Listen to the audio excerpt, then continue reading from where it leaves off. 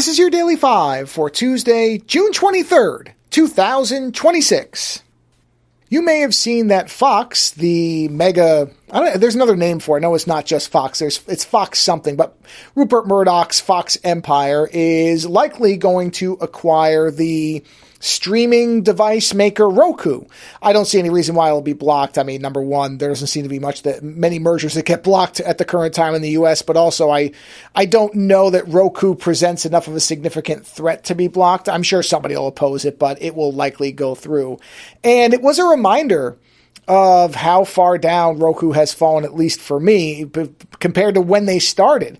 At one point, and I know I've talked about this over the years before, we were entirely a Roku household before they really started getting bloated with their interface. I mean, they really all go the same direction, don't they? They start off, they have a singular, narrow focus, they do it very well, and then it's not enough. They have to expand, they have to get bigger, they have to get more revenue from different things.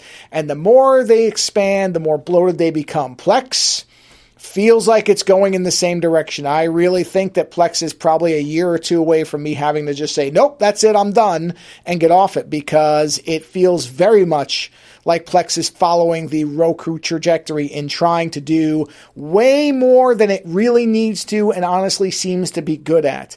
But it's a shame, because in the earlier days when Roku only had, 2 or 3 products, I mean, I think the last Roku we had was the Ultra that had the 4K. I think it was the Ultra with the 4K on it.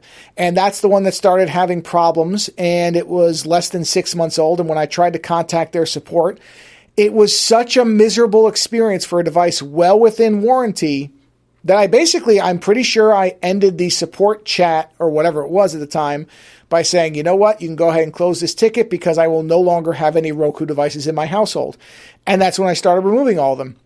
We did have that Ultra was still attached in our guest room to that's an old Sony TV, a 1080p TV that it worked fine with. And, the other day I was going through and I periodically just kind of sweep the house and any devices that I know don't get powered on a lot. I make sure they're updated. I just check them. And I looked at that one and and I powered it up to update it. And I looked at the interface when it was done, and it was such a nightmare to even look at that I just unplugged the device and said, nope, that's it. I'm getting rid of this, and we'll figure something else out for that TV. It's rarely used anyway. Really, it's only when my mother comes out here and she tends to read and doesn't even use the TV. It's more of me wanting it there in case she wants it. But honestly, she won't even use it. So it's a shame. I really feel like early on, Roku was doing really great work. Their devices were inexpensive. They were simple to use. They were one of the first things I had where the remote actually would plug in with headphones and you could use it wirelessly with just cheap dirt headphones, $5 headphones, just plug them into the thing and the remote did the wireless function for you.